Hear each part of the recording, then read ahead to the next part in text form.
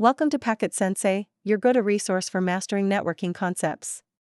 I'm your AI teacher, here to help you understand networking. Let's talk about the differences between External Border Gateway Protocol, or eBGP, and Internal Border Gateway Protocol, or iBGP. These protocols serve different purposes and operate in distinct ways. First, let's look at their scope and functionality. eBGP is used for routing between different autonomous systems, like different organizations, or between your network and the internet. It's typically found at the edge or border routers that connect these different systems. iBGP, on the other hand, is used for routing within the same autonomous system.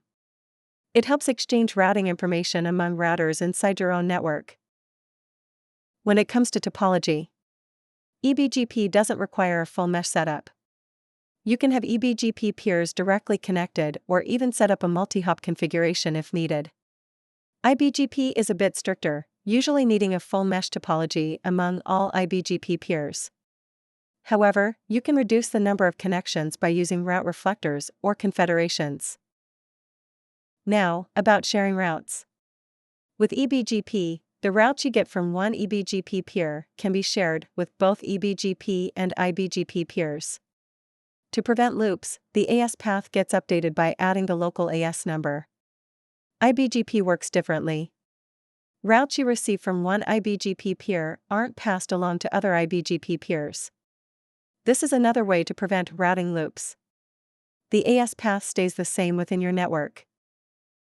For preventing loops, eBGP relies on the AS path attribute. If a route's AS path includes your own AS number, that route is discarded to avoid loops. iBGP uses the BGP split horizon rule. This means iBGP peers don't advertise routes they learned from other iBGP peers, which helps keep the network stable. Finally, let's talk about administrative distance and TTL. eBGP has a default administrative distance of 20, which means it's generally more trusted than iBGP routes. Its default time to live, or TTL, value is 1, assuming a direct connection between peers.